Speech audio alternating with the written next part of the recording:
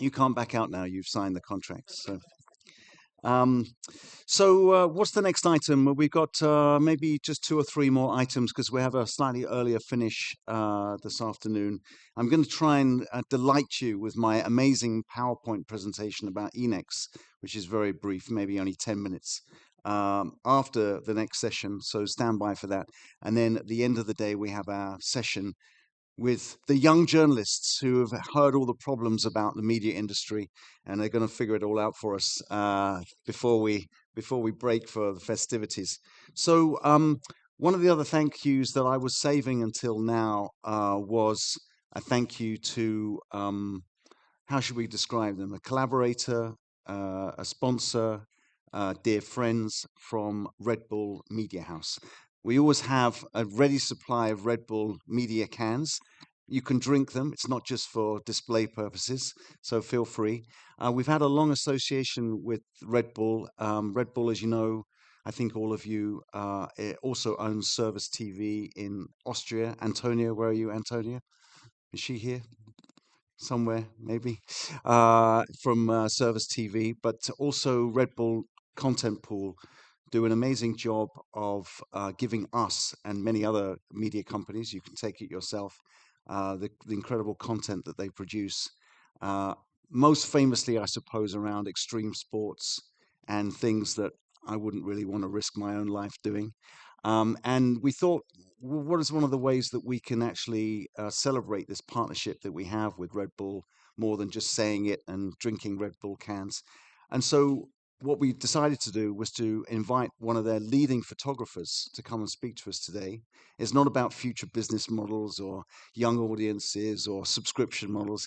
It's purely about looking into someone's professional career, taking amazing photos and video and having them describe how that life actually pans out for them. And that guy is Dean Treml. So thank you very much. Thank you, Adrian. Nice to see you. Nice to be here. Hello, everyone. As you now know, I'm a photographer, and in the interest of being a photographer, the first thing I'm going to do is take a photo of you people. So, look to the camera. All right. Thank you. This is an unfamiliar position for me because I'm not so accustomed to being on this side of the audience. Normally, I'm hiding behind a camera, and it's much more comfortable. I'd like to also take this opportunity just to apologize in advance because I have been a little under the weather recently and my throat's a bit scratchy, as you can probably hear, and I have a little bit of a cough going on. So if I have to take a break for that reason, my apologies. You're not going to have a Red Bull? Not just yet. The photography world is an interesting one these days, and it's varied a lot since I first got involved in photography.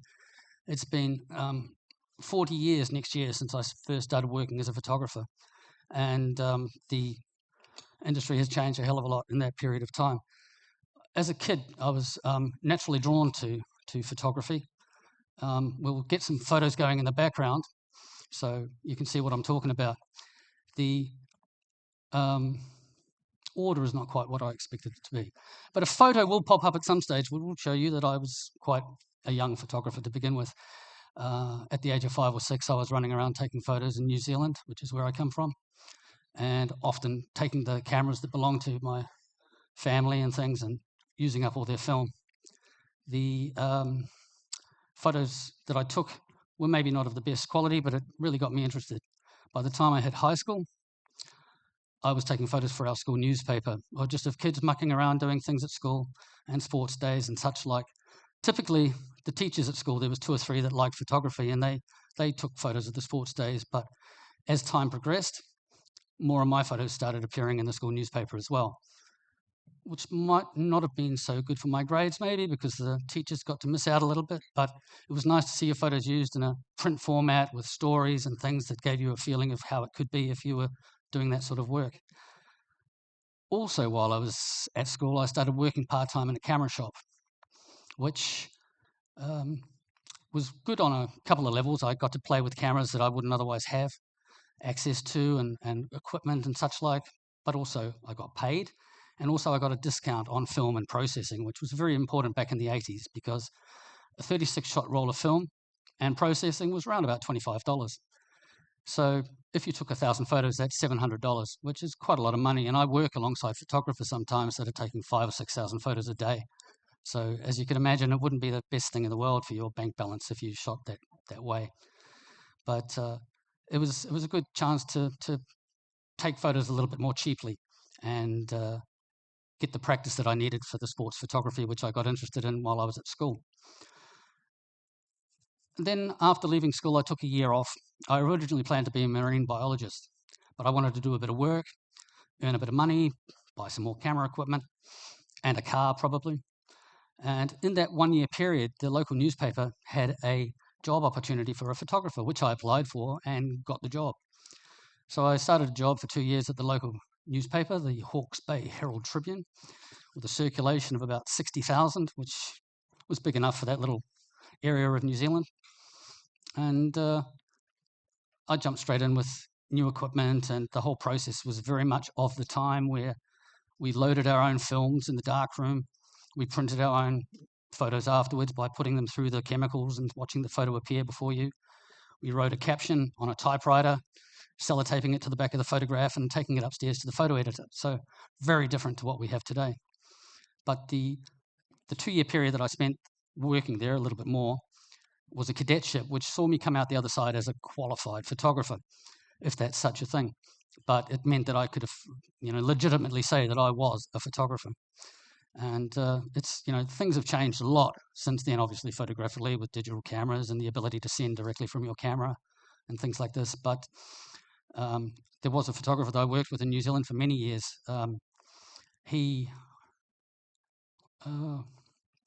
I think he was born in early 1930s, and he was New Zealand's preeminent rugby photographer, Peter Bush. Rugby is like a religion in New Zealand. And he first told me that he photographed on the sideline of rugby games with a glass negative camera, which sat on a tripod, and he had to wait for the action to come to him. And sometimes he would take 3, 4, maybe 5 photos in a whole game, because after taking one shot, you had to go through an exhaustive process to actually change that glass negative over to get the new one in there and ready for the next action that might happen. And he was still shooting in the 2000s. And in that period of time, he said that there's no way that he would have been working anymore if it wasn't for the technology that allowed him to still be able to photograph sports at the top level, which is quite an achievement. He worked for some 70 or 80 years, and sadly, he just passed away in 2023. But in the time that I worked for the newspaper, it introduced me to a lot of international things. Certainly in the first week that I was working there, we had a visit to New Zealand by Queen Elizabeth, and she was touring around the country. And we heard that there was going to be a protest in a nearby town. So myself and a senior photographer went out to do the job. In fact, the photographer that I was going to be replacing. And sure enough, a local Maori gentleman, the ethnic people of New Zealand that you might be aware of, he came out dressed in a grass skirt, which is a traditional type of attire, and nothing else. And I really mean nothing else, because as the Queen drove past, he turned around to reveal that the skirt actually only went to there, and he had ornately patterned buttocks to reveal to the Queen as a form of protest on the way past. Whether she saw that, we'll never know. But I got a photograph of it. I was very happy. Mark, the senior photographer, he got a much better photograph of it. And this photo went around the world. It got used extensively in the UK, obviously. And it was a great thing to be able to see that you were able to work in that kind of a situation, even though you didn't get the best shot. But it was a nice introduction to working for the newspaper, and to be able to say, well, I can see the potential for this kind of news work and such like, and things that came up, cyclones and floods. Cyclone was when I killed my first camera in a silty, muddy slip that was across a road where the camera went in, and it came out basically a ball of mud. But time moves on, and we get over things like that, especially when it's not our equipment. Excuse me. The senior photographers at the newspaper quickly realized that I was actually not too bad at sports photography. Everything was manual back then with photography, with focusing and such like, and I seemed to be quite adept at focusing on a moving subject. So they were quite happy for me to start doing the sports jobs, which was great because that's what I really enjoyed. I loved the challenge of it. I enjoyed the sports, and that really sort of put me in the direction of being a sports photographer. The year before I left the company that we used their cameras, Olympus, introduced an autofocus camera. And while it was not very good, it was still better than our senior photographer. So he got one of those and suddenly became a sports photographer, which meant I went back to photographing the opening of the new kindergarten while he went out and showed everyone his sports photos that he was so wonderful at getting now. So at that point, I lost a little bit of interest in the newspaper, and I went out from there and went back to working for the guy at the camera shop that I'd worked for previously. He now had a bigger shop with a studio and a dark room and such like. So I worked with him for 3 years, plus did some sports photography for local clubs and such like on the side, as well as starting to do weddings and portraits and things like this, which I quite enjoyed. The weddings, they were a good earner when you want to buy more camera equipment. And that was my life for 3 years, after which I went out back to being, just for the first time, a freelance photographer. I had approaches from a couple of the newspapers in Auckland and Wellington that wanted work done in my region. So I was able to do a bit of work there. And towards the end of that first year, I won a competition which took me on a trip to Rarotonga, which is a small island in the South Pacific, 32 kilometres in circumference. You drive for 40 minutes and you're back where you started. So I went up there for a 3-week holiday and stayed for 5 years. Strange, you might think. The opportunity there was great because every time they needed photography, they used to fly people in from New Zealand or Australia. They didn't have anyone on the island. And they had newspapers and tourism and fashion and all sorts of things going on there that they didn't have anyone to photograph. So I was able to capture a large amount of that market. So for 5 years I stayed there, doing sports and news and everything that was available to photograph, until I realized that my liver wasn't coping so well because it was a very social island. The warmth, the tropical vibes, the late sunsets, you've quickly found a lot of like-minded people. So after 5 years, I moved back to New Zealand, but I went via the Commonwealth Games in Kuala Lumpur in 1998. And I shot for a couple of different companies at that event. And one of the companies was a sports photo agency in New Zealand called Photosport. And upon returning to New Zealand, they immediately offered me a job as a photographer, which was nice. It was straight into some employment, and it was all the top-end sport. So New Zealand rugby, cricket, the Olympics in Sydney, which happened around about that time, and gave me a lot of exposure to top-level sports and how to work in those kind of environments and what's expected of you and how to conduct yourself, basically, at that level. The Olympic Games was interesting. It was basically a 2.5-week sleep deprivation experiment. I'm sure there's people here that might have attended the Olympics. It's for us, working in a small team of photographers, it was work all through the day. It was back in the days of film still. Get your films at the end of the day, scan them, write captions, send them out to the world to whoever needed them, get on a bus, get back to the house that we rented in order to sleep for the night, but you'd have a shower, you'd put your head on the pillow, and then the alarm seemed to go off straight away. And it was between 3 and 5 hours of sleep per night for 2.5 weeks. But again, photographing the Olympics is a huge wish list thing to do as a sports photographer. So that was a nice thing to get out of the way. And I would have done it again the following year in Greece, 4 years later. But unfortunately, I needed a surgery, which took me out of contention at that point in time for a new hip, which I was far too young for. But anyway, one of the things I remember the most from the Olympics is we had all these assigned jobs that we had to do, but sometimes you had a little bit of time in between. And so I was walking past the tennis, and I thought I'll pop into the tennis and see what's going on and take some photos in there. And lo and behold, it was Serena and Venus playing in the doubles. Now, they weren't such a big deal then. Serena had won a Grand Slam and Venus as well, but they won the gold that year at the Olympics, and they just got bigger and bigger and bigger. So in the 30 or 40 minutes, that's the one I was talking about. Don't think that that's as old as it looks because of the car. That was just a display. So yeah, photographing them at the Olympics was quite a highlight. And then I finished working at Photosport and went back to freelancing because around about that time we had the America's Cup, the oldest sporting trophy in the world apparently, from 1851, happening in New Zealand. And Photosport had been approached by AFP to be the official photographers for this because they didn't have a photographer in New Zealand. So I did that while I was working for them. And then the America's Cup came back a couple of years later. At this point in time, I was freelance, and AFP wanted me to photograph the next one, but they didn't want to deal with the company that I'd worked for previously. and they found out that I was freelance. So they came to me and I became their stringer in New Zealand at that point in time. So I was photographing the America's Cup, rugby, cricket, political things, visits from the Queen, Prince Charles, the then Prince Charles, Prince William, Prince Andrew, we won't talk about, and anyone else who sort of came along as an international luminary. I was running up and down the country photographing, and that was always very interesting. One of the things I discovered working for AFP was, as a photographer, I never liked to be doing what everyone else was doing, so I would creep off into different areas of wherever the venue was to try and take photos that were a little bit different, which often resulted in something quite different. AFP was thrilled with that. They said, you'll never lose your job from us by trying to do something different.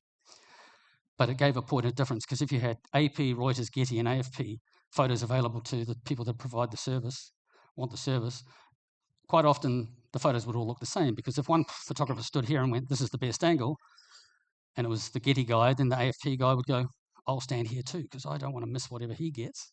And then the Reuters guy comes in and he thinks exactly the same. So anyone stands in the same place and does the same shot. So I would run around and do a lot of different photos, and that ended up resulting in quite a lot of front pages for AFP, which they comment on. They were getting a lot more front pages out of New Zealand and things because of the difference in my photography compared to the other agencies. So that was nice. During the America's Cup, we had a Prada photograph of a boat just smashing into the wave, the Prada boat from Italy. And it was on the front page of the Sydney Morning Herald, and it disgusted the local AP photographer who was in charge of the bureau in Sydney, that he hopped on a plane the next day and flew to New Zealand because he needed to come and photograph the America's Cup and show this young AFP photographer what's what, which he didn't, but it was a nice little affirmation. And over that time, there was lots of things that happened in New Zealand which were interesting photographically. We had the Lord of the Rings going on.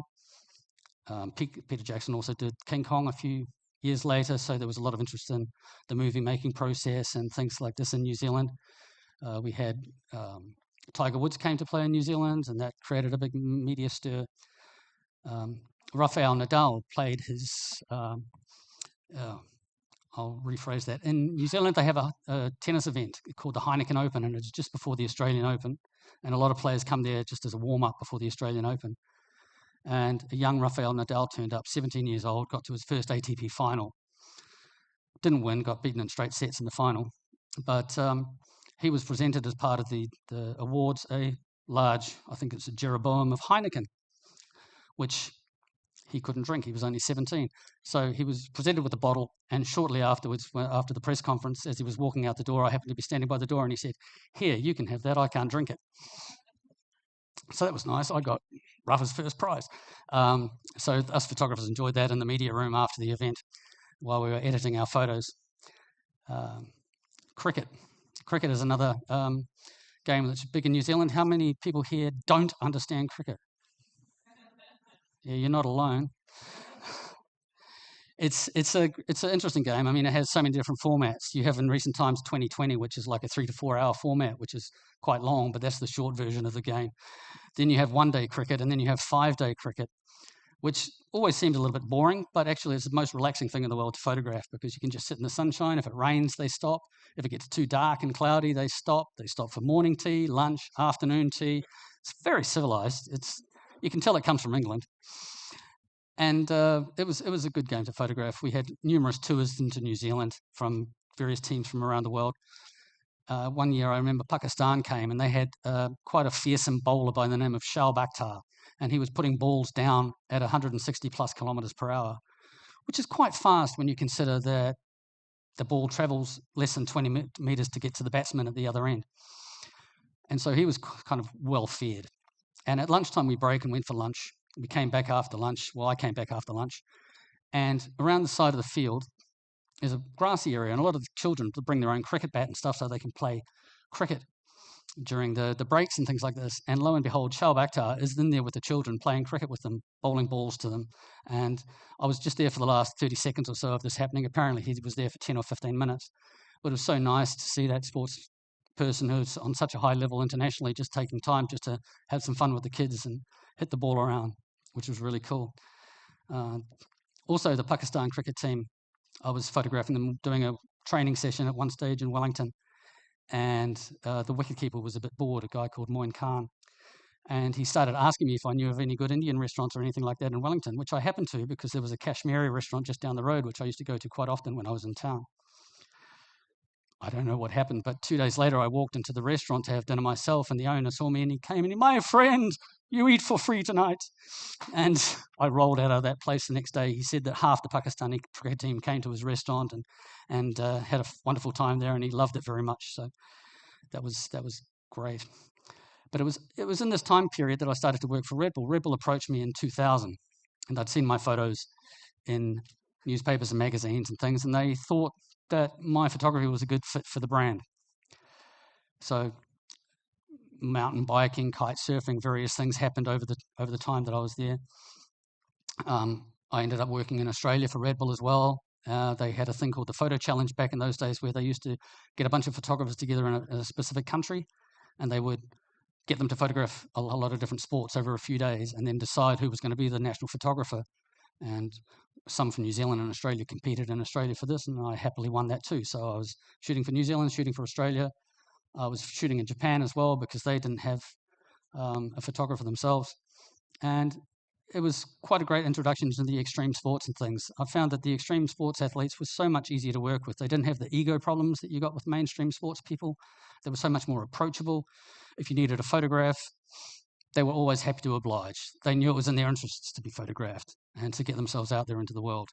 With mainstream sports, some guys were good, but a lot of the more famous ones, they were very standoffish, or if you'd arranged to meet them at some point, they'd very quickly run away when the appointed time came. So the time with Red Bull was really a good one. And it made me focus much more into fringe and extreme sports, because with the way the world was going with the quality of digital television, cameras all over rugby field and soccer fields, a few of us sort of surmised that it wouldn't be too far in the future when still images could be lifted straight from TV and things like that. And when you have so many cameras on something, maybe the life of the photographer was not that long in the mainstream sports field. So the Red Bull kind of work became more and more a thing. In 2007, I was in Europe for 3 months, working again on the America's Cup, which was in Valencia at this stage, and a few other Red Bull events. And that was when I kind of decided, yeah, I think Europe might be the place to be. Conveniently, at the beginning of 2000, I met my now wife at the Australian Open in Melbourne, who's Swiss, which is where I live now. So I was able to come and visit and spend some time in Europe working and scratch that itch, so to speak. And I very quickly found work with Red Bull internationally. They were definitely pushing in the direction of trying to have more exposure within the news networks, which was always a focus. But because of my work with AFP, and I'd worked quite extensively over those years too with Getty Images, I had a good relationship and transparent relationship with the news agencies. So in speaking to the people in charge of the bureaus around the world, I was able to distribute photos directly to them from Getty Images, from Red Bull, sorry. So the amount of photos that Red Bull could get out to the world via AFP and Getty increased exponentially, because I was a well-known and trusted person within the news agency world, and they knew that I wasn't going to be doing any Photoshop craziness or doing weird things with the photographs. Then they trusted me implicitly, and that relationship is maintained until today. So it's one of the advantages I have, even though that I don't work for them, is apparently, according to Getty, I am one of 2, maybe 3 photographers worldwide who is not an employee, that they treat their photographs as if they are a staff photographer. So all my photos go out as a handout, and they go out on the wire. So that's fantastic for the visibility of Red Bull in that way. Of course, Red Bull has its own service, which is the Red Bull content pool, what you know about, and all our photos end up on there, and they're fully available for editorial use, which a lot of people know about, but a lot of people don't know about. So any Red Bull activity that happens, the images are available there. But for those that are just sitting in an office on a Sunday night looking for a photo for the newspaper, and everything just drops past on the wire, and they can see fantastic imagery from Red Bull, then there's a good chance that they'll use it somewhere. Excuse me.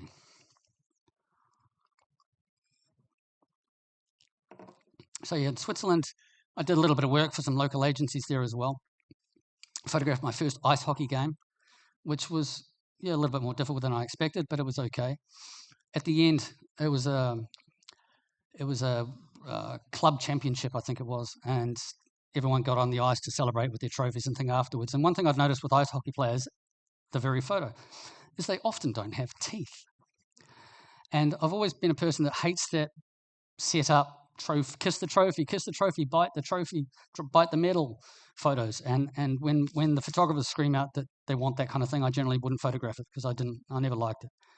But in this instance, I went and tracked down two guys, as you saw, and said, hey, can you take your things out and bite the medals? Which they did. And I was pleased to see that ended up in the New York Times, amongst other places. So it's nice to kind of be able to take the opportunities to get these things out there into the world. But the Red Bull work increased, and over the time that I was there was so many different sports photographed. There was motocross and kite surfing and various motorsports, actually. Breakdancing is another big one. But the one that really came to me and has remained with me ever since is cliff diving. In 2008, I shot my first cliff diving events. In 2009, Red Bull started the Red Bull Cliff Diving World Series, and they came to me to see if I wanted to lead photography for that, which I happily did. And that has been the main event probably every year that I've done. And I try and get as much other things done around that as I can because I love the variety of different sorts of photography, as you can probably tell from what's clicking away in the background. I love rolling in cold to something that I know nothing about and trying to work out the best way to do it. But the cliff diving has been fantastic. It's really grown internationally, the visibility. A lot of people know about it. The World Aquatics, previously FINA, adopted it as one of their competitions in 2013 and has been ever since, part of the World Cup and such like. So it's been quite a successful thing for us to be involved in. And of course, with something that you've been involved in for a long time, come a few stories along the way. We have some interesting characters in the cliff diving. One is Gary Hunt. He is 11 times world champion in this particular sport. And he's a totally carefree guy to the point that he's also quite a forgetful guy. We were in Greece at the end of 2009 to photograph the final event of the year. And we decided to do a little teaser photograph before the event. Two guys diving out of a helicopter. Why not? In the background, Poseidon's temple. So, yeah, we can make this happen. Everyone came together. We had boats. We had the helicopter. We had the divers. We had everything we needed, except for Gary's swimwear. He decided he didn't need swimwear, or he forgot it. No one really knows for sure. So because we were of a similar size, I gave him a pair of my shorts. Unfortunately, they were the only shorts I had with me, so I was working in my underwear. But we got the photos, everything kind of worked out, and we got a photo of that. It looked good. Afterwards, he came back to say, thanks very much for the shorts, Dean, and he gave them to me. And he'd completely blown them apart with the water entries where he'd gone into the water. So they were actually, you couldn't even repair them. They were history. So never lend a cliff diver your shorts. We had an event in Rapa Nui, or Easter Island as it's known. And interesting place, small population and whatnot. The guy that drove the taxi for us from the airport to the hotel was also the guy that did the blessing for the event venue. When we went for a dinner, he was playing guitar in the band. And when we were leaving the island, I saw out the window he was also the baggage handler. So maybe they were triplets, I don't know, but people were diversifying quite a bit. The tsunami that struck Japan happened at the same time that we were there, and everyone was very concerned that we were going to be having a tsunami in Rapa Nui. So they evacuated us to the top of a volcano. Okay, that seemed all right. Then they changed their mind and they took us down to the airport and put us in a square fence pen area, which was accessible from a large wave. So we thought, well, maybe it's just they want to put all the tourists on the island there, so at least when the waves go away, all the bodies are in one place and it's easier to identify. I don't know. But yeah, that was Easter Island in Greece. This photo is in Polignano a Mare in Italy, which we've been going to many years for cliff diving. Originally, it was a sleepy little old town. You'd see the old men walking through with their walking sticks and carrying their bag of olives and all these kind of things. And it's such a nice vibe. In the 15 or so years since we've been going there, there's been such a big change. Tourism has come in there. There's tourist shops everywhere, restaurants, Airbnbs, hotels, and all the old people have just kind of disappeared. So it's it's amazing how quickly things can change. You think you've seen something that's very original and unique, and then in the space of 15 years, it's very different. So if you went there today for the first time, you wouldn't capture a lot of that old vibe. But in Corsica, I think the photos rolled by earlier. We were in Corsica for an event where they dived off a cliff. This is not Corsica, this shot, but the venue didn't have anything in the background except for rocks and things. So around the corner on the other side, there were some rocks where you could actually see the cliff top of Bonifacio City on the top of the rocks. So we thought, oh, well, let's see if we can get a couple of divers over there to have a little bit of a play. So we found a really cool angle where you could get the cliff top in the shot, but it was really hard to access. But the divers are very helpful, and they allowed people to climb on their shoulders and help them up 1 foot at a time in order to get one guy, or that guy, to do the shot that I'm talking about. And there you can see them helping. That's pretty sketchy if you think about it, if he was to fall down. But they love doing that kind of thing, and who am I to say no? The danger isn't just for the divers either. Camera equipment can suffer big time in Greece. A couple of years ago, I needed to get out onto a rock to take photos of an event as well, and we normally ask for a photo boat, and it's always requested something of a decent size because I've had too many bad experiences like this. And they were using it to transfer some other people to locations, and they only had a little rubber dinghy which was maybe as long as from me to the third seat away, and I didn't want to get in it, but in the end they'd already started diving and I needed to make a choice. So I jumped in. The guy took me out to there. He was right next to the rock, and I stood up in the boat and I said, you need to hold on to it because it's not steady enough. So he held on, and I lifted a foot up, and I thought, no, this is not going to happen. And at that very point, he let go with one hand, and the weight transfer occurred, and I pitched straight out of the boat, wearing 2 cameras and 5 lenses. So those bits of equipment were no longer of any use. Luckily, my wife was also at the event, and we always work with 2 cameras because you always want to back up in case something breaks down. So I used one lens and camera of hers for the next 2 days. Happily, that worked out. But there's always things that can slow down your work. In La Rochelle in France, we would pack the harbour there for the cliff diving with 30, sometimes 40,000 spectators, but it was so densely packed that moving from one stop to another was full of difficulty, squeezing through people and whatnot. And I was trying to make my way through the crowd at one point, and a fellow who was hopping on his push bike picked up his backpack and slung it over his shoulder. He had a baguette. You don't know how hard those things are. It got me straight in the eye. I wasn't wearing glasses back then.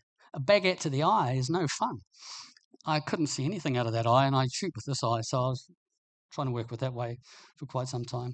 It wasn't ideal, but it kind of worked out, but I couldn't see properly out of that eye for about 3 hours. And that's the food aspect. The drink aspect is we were in Boston, and they have an art gallery which the divers would dive off the roof of. Next to it on the right-hand side was a restaurant and a car park. The car park was attended by security, preventing us from actually getting access to the car park. They wouldn't let us in. But I figured they couldn't stop a customer going to the restaurant, right? So I went in and had a beer on the balcony to see what the angle was like. The things I'm prepared to do. Very professional, I know. It turned out to be a terrible angle, but at least I tried. And the photo you just saw was Orlando Duque. He's a very well-known cliff diver from Colombia. And we were in Japan in a town called Shirahama for an event. And the day before, sitting down with the Japanese team, they had an idea of a photo shoot that they thought we could maybe do if we had enough time. So quickly concocted 2 internal flights to Tokyo, an overnight in a hotel, getting up at early in the morning, taking a 4-hour van trip to this location, which was called the Bulls Rock, with the idea of him diving off and Mount Fuji in the background. Unfortunately, it was a grey day, and once we got there, you couldn't see Fuji at all. It was just totally covered in cloud. So we sat there and sat there and sat there for about 4 hours, and the conversation was just getting stupid. At which point, the clouds separated a little bit, and you could just see it. So Orlando went up, did one dive. I stood on the beach with a 600mm lens or something and got that one shot. And within 10 minutes, the clouds came back over, and that was it for the day. Then we did the whole trip again in reverse. So it was 36 hours to fly there and take one photo effectively, but it kind of worked out. And if it had been sunny and everything, I don't know if the photo would have been maybe quite as cool. But yeah, we've had some fun with Orlando over the years. He's also dived in front of the Eiffel Tower No, he has died in front of the Eiffel Tower, but that's not the story I wanted to tell. In front of the Statue of Liberty, which is probably going to get renamed Trump Tower, actually. The idea was that he would dive and he'd be in a what they call a flying back, where he just basically falls off the skids of the helicopter and looks beautifully elegant as he passes by the statue. This was a one dive gig, full of permission requirements, as is the case in the USA. We had an exhaustive series of checks which had to be performed in order to find the exact time that everyone was okay, the safety divers in the water, the boats are all in position, and the dive would happen. We were two photographers on one boat. I was shooting a tight shot. The other guy was trying to shoot a loose shot where he could do a sequence of the dive happening. So once the okay was started and everything was in place and everyone originally said that they were okay, the only thing that didn't move was the statue. The helicopter drifted closer to us. The boat moved this way. So in the end, I'd gone as far as I possibly could to try and maintain the shot, but everything happened closer in a different position. So he's in a piked up position going past the statue, which was still okay, but it was not what we were looking for. And the other guy ended up chopping the top off the helicopter and such like, because it was just everything. He'd zoomed right back, but he couldn't do any more than that. But the photo worked out. We're happy enough. Leave some time for questions, Dean. I was just going to say, yeah. There's an opportunity now for a bit of a Q&A. We have a little bit of time left, so if there's anything that anyone would like to say. It's a two-parter, really. I hope it doesn't make you grow. What's the image that you've had? Thank you. What's the image that you've had the most response to? And if it's different, do you have a personal favourite for you? I certainly don't have a personal favourite, because I think over the years just too many photos to nail down one. What I tend to like about the photos is the work that went into creating a photo. So the photo might not be fantastic, but you know that you managed to get something that you might not have otherwise been able to get. The relationship sometimes with the people that you have to photograph and things enable this. Classic cases like the All Blacks in New Zealand, they're very standoffish, but when a new person would come into the team, I would kind of try and be more friendly with them, because for them it was fresh and new and they were excited by it. So you'd like, hey, do you want to do some photos or something like this? Which resulted in me being invited out on shopping trips in Tokyo, for example, with the players, 3 or 4 players, and taking photos in situations which nobody else would have got. So those kind of things are very satisfying. Sorry, the first question, part of the question was? Is there an image that you've taken that you were perhaps surprised at what a response you had from, I don't know, publishers or people who'd seen it? I mean, the one that I talked about earlier with the Prada boat from Italy hitting a wave, it didn't show much of the boat. It was just one moment of a small part of the boat, but it got quite a lot of international use, International Herald Tribune front page, all sorts of things. So not a photo that I would have expected to have that kind of use. But no, I mean, we're trying to create photos which are attention grabbing straight away. Editorially speaking, you want to try and tell a story with the photo, but you want something that can lead the audience into that photo without having a full story with it. So there's not, I can't think of one example, no. Thank you. One final question. Yes, Igor. To conclude, what's the future of photographer in this digital world and social networks? Yep. Craziness, you know. Yeah, interesting and valid point.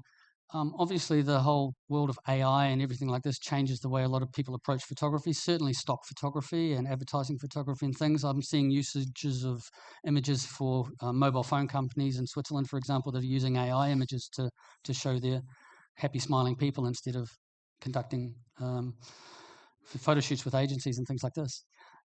I'm in a fortunate position where I'm an event photographer, and you can't AI event photography, certainly not yet. And it's unlikely that you're going to be able to, I suspect. But I think it's going to spell the end for a lot of photography traditionally, as digital has also, and video has spelled the end for a lot of photographers in many ways. I know many photographers that just couldn't survive the transition to digital and didn't have enough work to be able to keep doing what they were doing. There was a lot of freelance photographers out there that would compete with the agencies and with stringers and things to newspapers and get photos out quickly to the newspapers and make money that way. Of course, once digital came to everyone, that leveled the playing field, and they couldn't do that anymore. The ability to get images of an event out to the world now, we're sending photos directly off our camera to the bureau in Hong Kong or New York or whoever we're dealing with. So the photos can go straight there, and they are capturing them and editing them and getting them out. We don't even have to touch them from that perspective. So it gets easier and easier. The technology has made photography easier. As I alluded to earlier, you had to be good at using a camera to be a sports photographer back in the day, but now everyone can get an in-focus, sharp photo of action occurring. Whether you have the eye for that depends on your own ability, but a lot of the time people aren't looking for a great photo. They're just looking for that one moment that tells part of a story or something like this. So there's definitely I can imagine that more and more stories will be illustrated with AI if we're not careful. I just have the hopes that the newspapers and the mainstream news media stick to the integrity and the way that it's always been, and don't allow that to happen to a degree that it's going to damage the industry. I've got one final question, which is, are you any good at diving? This diving? Yeah. What about the 25-meter board, or the 5-meter board, or with your hip? No, but I'm inspired by other people going first. Okay, cool. Okay, well, listen, Dean, thank you so much for your time. That was really Welcome. fantastic. Thank you.